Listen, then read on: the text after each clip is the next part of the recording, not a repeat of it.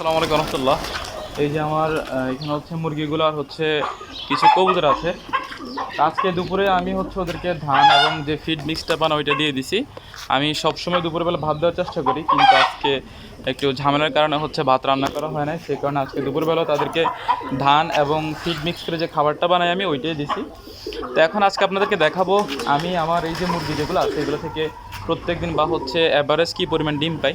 তো চলুন আমি রুমের দিকে যাই এবং আপনাদেরকে দেখাই যে আমি কী পরিমাণ ডিম পাবো আজকে। আর এখানে আমি একটা মগ নিয়ে নিছি, এই মগটার মধ্যে আমি হচ্ছে ডিমগুলো নিব আজকে। আর এই যে দেখেন মুরগিগুলো মাশাআল্লাহ। তো চলেন আমরা রুমে যাই। এখানে এগুলো সবগুলো কিন্তু দেশি মুরগি, শুধুমাত্র 4টা মুরগি আছে, এগুলো হচ্ছে ফার্মি। আর এগুলো কিন্তু অনেকগুলো মুরগির কুচে চলে আসছে। আচ্ছা, এখানে কিন্তু একটা ডিমও নাই, এই জায়গায় আমরা দেখতে পাচ্ছি 2টা ডিম।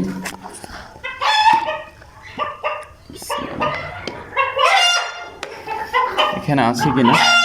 আচ্ছা, এখানেও অনেক সময় ডিম থাকে, যেহেতু আজকে এখানে ডিম নাই। আর হচ্ছে এদিকটাতে একটা মুরগি, এখানেও ডিম নাই, এখানে আছে কিনা দেখা যাক। আচ্ছা, এখানেও নাই। আর এই যে এখানে 2টা আছে আবার, এই যে একটা ডিম, 3টা, আর এই যে আরেকটা 4টা।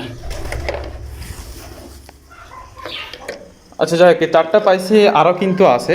এই যে দেখেন উপরে যে অংশটা, এখানে কিন্তু কবুতর ডিম পাড়া বাচ্চা ফুটায়, কিন্তু এখানে ওই যে দেখা যায় কিনা মুরগি 2-3টে কিন্তু এখানে কুচে আছে। তো আমি চলো আপনাদেরকে উপরে দেখাই যে উপরে কী পরিমাণ ডিম পাই। এই যে এখানে একটা মুরগি কুচে,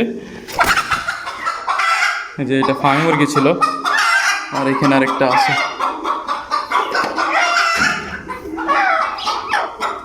এই যে এটা হচ্ছে ফার্মি মুরগির ডিম, আর এই মুরগিটাকে আমি সরাই দিই। দেখ মাশাআল্লাহ, এখানে 3টা ডিম পেলাম। আর এই যে এখানে আরেকটা আছে ডিম, ডিমটা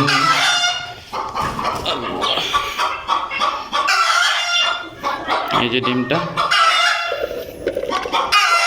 আর এই যে দেখেন মাশাআল্লাহ, আজকে ডিম 2, 4, 6, 8টা ডিম পাইছি আজকে। যাই হোক, অনেকগুলো মুরগি যেহেতু কুচে আছে সে কারণে ডিমের পরিমাণটা এখন কম। তবে কিছুদিন আগে আমি এর থেকেও বেশি পরিমাণ ডিম পাইছিলাম, প্রত্যেক দিন গড়ে অ্যাভারেজে 14টা 12টা এরকম করে ডিম পাইতাম। তো ঠিক আছে, আজকে পর্যন্তই। সবাই দোয়া করবেন, ভালো থাকবেন। আল্লাহ হাফেজ, আসসালামু আলাইকুম।